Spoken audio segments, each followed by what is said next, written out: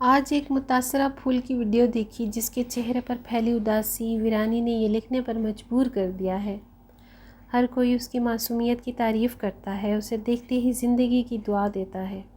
اس کے پاپا کا دوست اس پر جان چھڑکتا تھا، اکثر اس کی پسندیدہ چاکلیٹس اور نیمکوز اس کے لیے لے کر آتا، کبھی کبھار آئس کریم کھلانے بھی اسے ساتھ لے جاتا تھا۔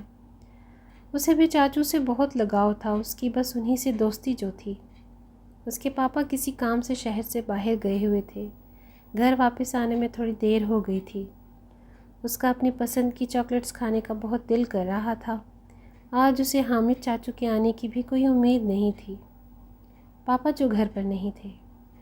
مغرب کے وقت بیل بجنے پر اس نے دروازہ کھولا تو چاچو کو دیکھ کر اسے یقین نہ آیا کہ اس کے لیے چاکلیٹس آ گئی ہیں۔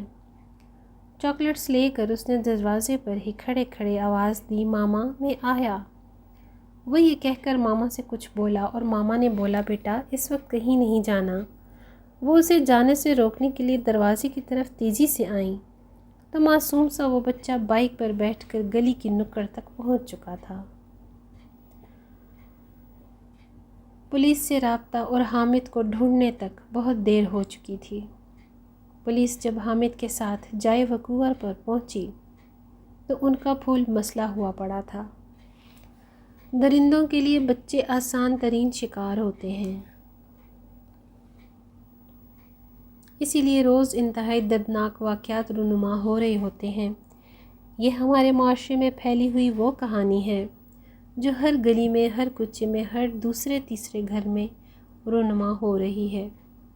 ظلم کی انتہا تو یہ ہے کہ مجرم محرم رشتے بھی اس درندگی میں ملوث ہو رہے ہیں۔ والدین اپنے ناسمجھ بچوں کے لیے ہر ممکن تحفظ کو یقینی بنانے کی حد المقدور کوشش کریں۔ اللہ کریم ہم سب کو اولادوں کو اپنے حفظ و امان میں رکھے، آمین ثم آمین۔